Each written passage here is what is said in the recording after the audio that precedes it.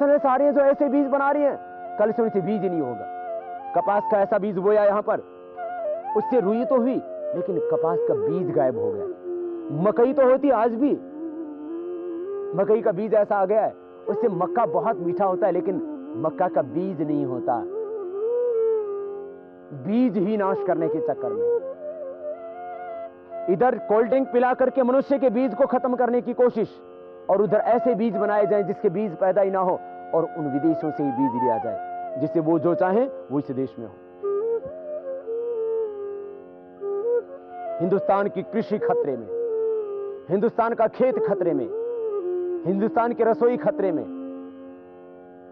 हिंदुस्तान का आहार विचार सब कुछ बदल डाला। ये पिज्जा, ये बर्गर, ये ब्रेड, ये संस्कृति नहीं थी। 400 रुपए का पिज्जा, देश के बच्चे भूखे मर रहे हैं, भूखे ही सो जाते हैं।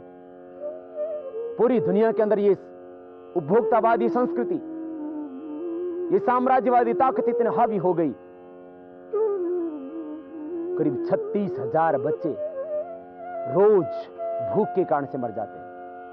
और ये ग्लोबलाइजेशन और ग्लोबलाइजेशन के नाम पर विश्व के विकास नहीं, विनाश की संरचना कुछ लोग बैठ करके रचते हैं। बहुत बड़ा दवाओं और हथियारों का व्यापार, जो एक आदमी की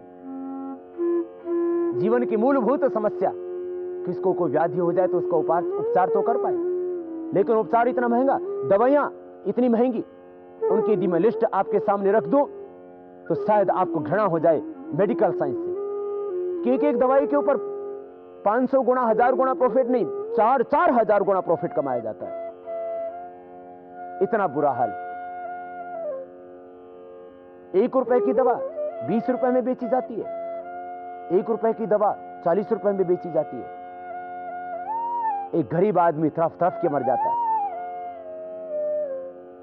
दवाओं के नाम पर लूट, हथियारों के नाम पर लूट, चटनी अचार बना करके, ब्रेड बना करके उनके नाम पर लूट। भारतीय वेशभूषा, भारतीय खान पान, भारतीय संस्कृति, भारतीय विचार, भारतीय जीवन शैली, भारतीय भाषा, इनके प्रति हमें स्वाभिमान होना चाहिए। जिसको मां का सम्मान नहीं होता, जिसके हृदय में मां के प्रति, मातृभूमि के प्रति और मातृभाषा के प्रति सम्मान नहीं होता, राष्ट्रभक्त नहीं कहला सकता।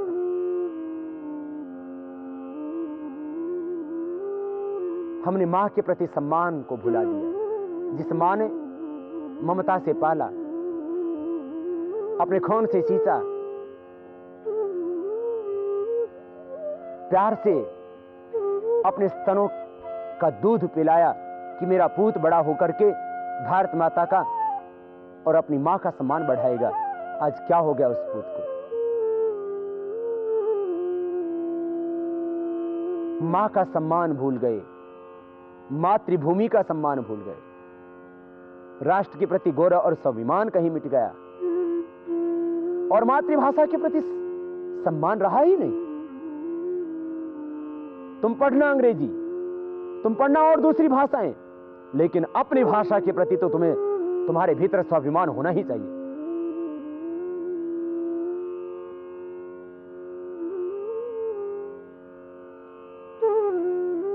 इंग्लैंड के पास में जर्मनी है, इंग्लैंड के पास में फ्रांस भी है, वहां फ्रेंच बोल